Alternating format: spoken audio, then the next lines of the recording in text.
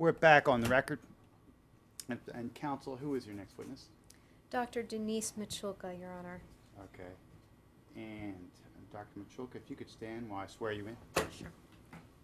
Do you swear that the testimony you give will be the truth, the whole truth, nothing but the truth, so help you God? I do. All right, please have a seat. Thank you. And Dr. Michulka, you're going to be asked some questions by your counsel and then by the counsel for the Department of Homeland Security. You are being taped, so please try to keep your voice up. Absolutely. Okay, thank you. Counsel, whenever you're ready, go ahead. Thank you, Your Honor. Would you please state your name and address for the record? My name is Dr. Denise Michalka. I work with the Liberty Center for Survivors of Torture.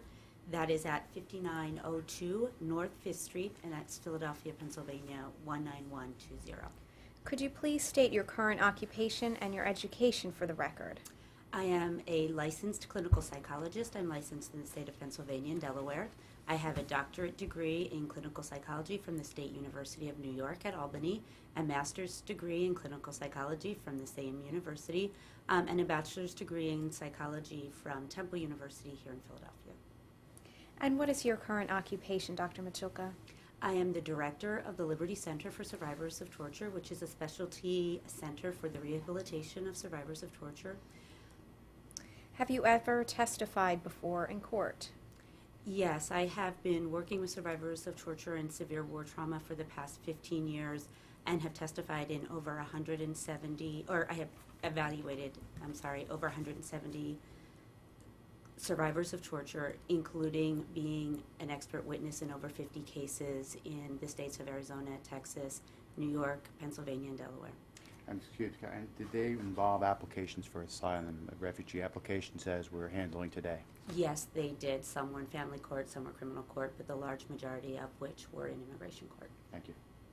Go ahead, counsel. Thank you, Your Honor. At this point, I have no further questions, and I would submit to the court that Dr. Michulka is an expert in mental health, and particularly that of survivors of trauma. Mr. Spiegelhalter, any questions regarding or any objections to the respondent's, the witness's credentials as an expert witness? Just a few, Your Honor. But first, can I clarify again, what was the expertise that's being claimed?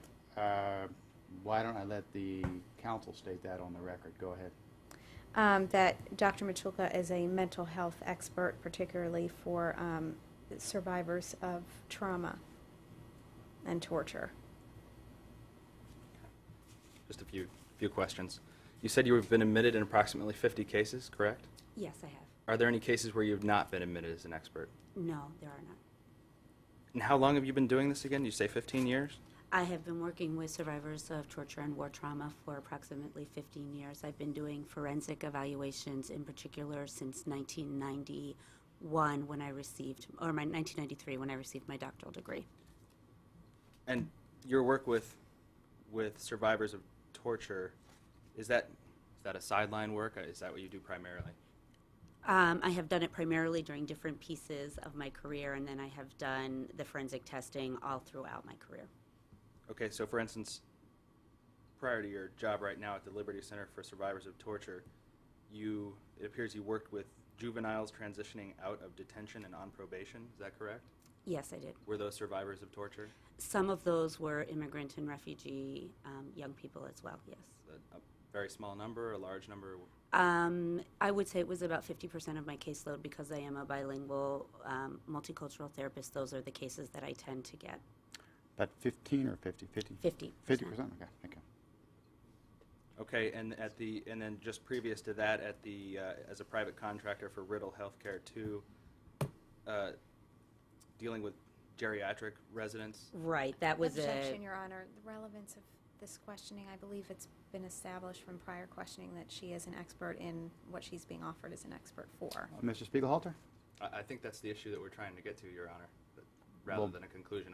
I'm simply trying to establish whether this has really been a main part of her career or not. She claims she's been doing it for 15 years, but it appears that at least some periods she would not have had much opportunity to deal with survivors of torture. Well, Your Honor, she has been admitted as an expert in 50 previous asylum matters before the immigration court. I think she testified to, and she's never not been admitted in an immigration court matter. Yeah, Mr. Spiegelhalter, I'll allow you another question or two on this, but based on her record and the curriculum vitae which I'm reviewing, it seems that the witness is very qualified to be an expert in these matters, but if you want to, for the record, ask a question or two more, I'll allow it. But We do object, so I'll ask one more question. Go ahead. Do you speak French fluently? No, I do not. And in your career in this area, do you find that it's important that the interviewer relate to the interviewee when dealing with psychological assessments? Relate directly in their language or relate through an interpreter? Relate directly. In their native language, directly. I speak 3 other languages. I speak Spanish, Maya Quiche, and Maya Mam. I do evaluations in those languages, but I also deal very adequately with interpreters in other languages. No evaluator is going to know all of the languages for which that we interview people.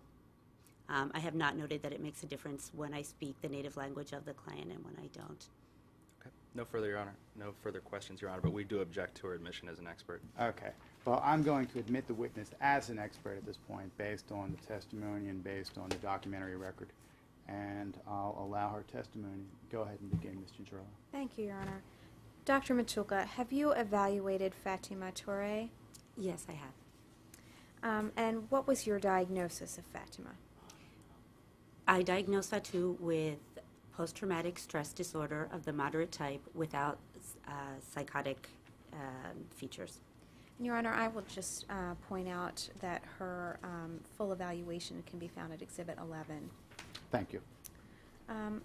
What, if any, tests did you administer to diagnose Fatima with PTSD? I used a general clinical interview and the National Screening Tool for Post-Traumatic Stress Disorder. And how are these tools regarded in the psychology field? The National Screening Tool for Post-Traumatic Stress Disorder is the instrument that is most used and is considered to be valid and reliable across cultural communities. How does the test work? The test breaks down post-traumatic stress disorder into its component symptoms and goes through each of those symptoms with the clients one by one.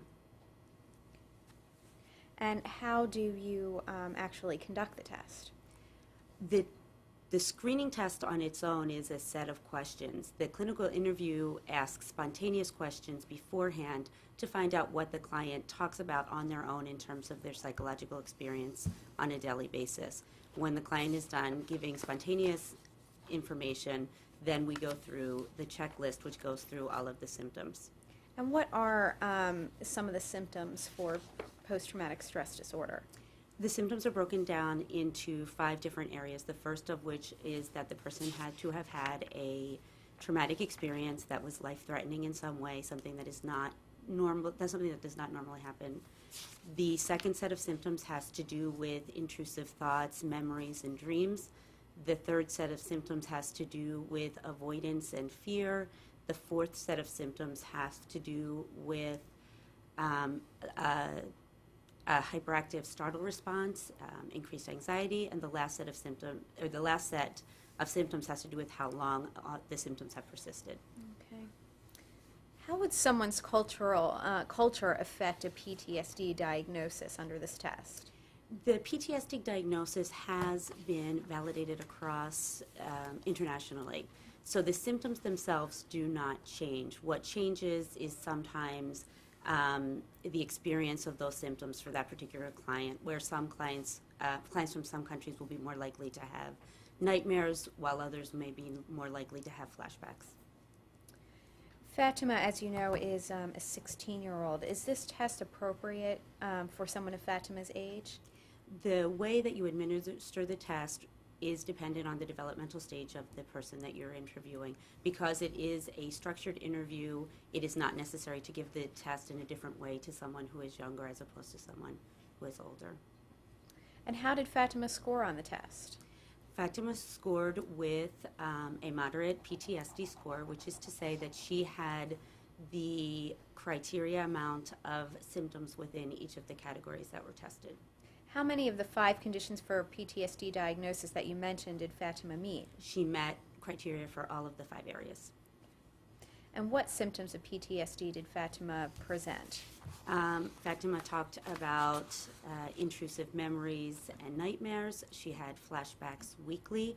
She had an exaggerated startle response. She had high levels of avoidance of her own thought processes and of other people in terms of social relationships. And she also has had these symptoms for over a year. She also talked about this being very different from her pre-trauma experience of life in which she had no symptoms of mental illness. How do these symptoms affect how she relates her account of persecution?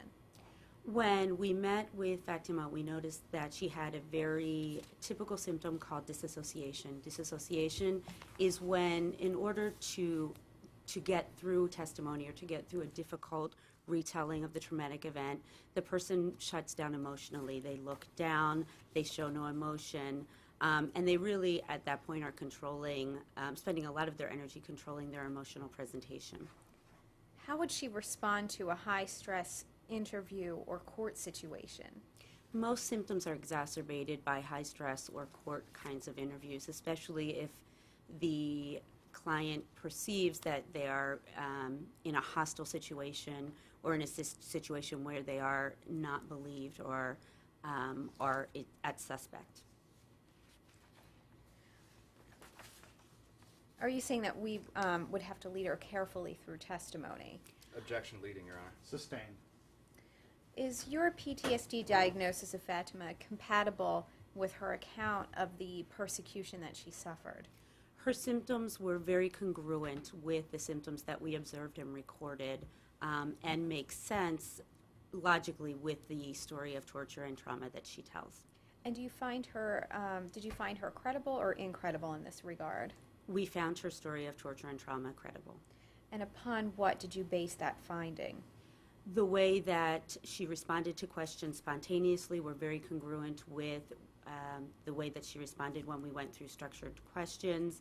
She had a variety of symptoms that are not common and typical, and she did not present many of the symptoms that are common, that are well known in the PTSD world. Could she have been faking any of these symptoms or malingering? It's possible. The diagnosis of PTSD, however, is variable. As I said, you have to be criteria in all 5 areas. Most lay people do not know what those 5 areas are and are not clear about what symptoms would look like across those 5 areas. The other thing is, of course, in West Africa, where this young woman is from, there's not as much news and education in the popular press about post-traumatic stress syndrome, what those symptoms look like, and what somebody who suffered trauma might have experienced. I object to that last statement, Your Honor, and ask that it be stricken. It's not within her expertise what the people of Western Africa understand or what's been published in the press. I think that's getting a little far afield. Your Honor, I would argue that her knowledge of conditions in the country is part of her expertise and is demonstrated in her curriculum vitae. And can you point me to the page or the section of that curriculum vitae that you're alleging, you're referring to?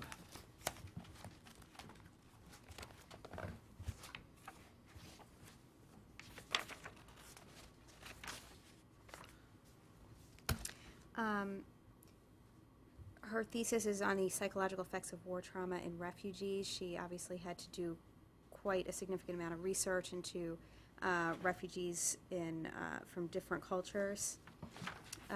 She also stated that she has worked with a number of young children from various cultures. Well, let me ask, to you, Dr. Michalka, what work have you done, if any, with West African refugees? The Liberty Center for Survivors of Torture at this point has 68% of our clients from West African countries, Liberia, Guinea, Ghana, Mali, and it is a large percentage of the work that I have done for the past 2 years. So can you put a number on the number of refugees or asylees, applicants that you've dealt with over the last? In our clientele, we have over 150 clients from West Africa. I'll allow it. Thank you. Go ahead, counsel.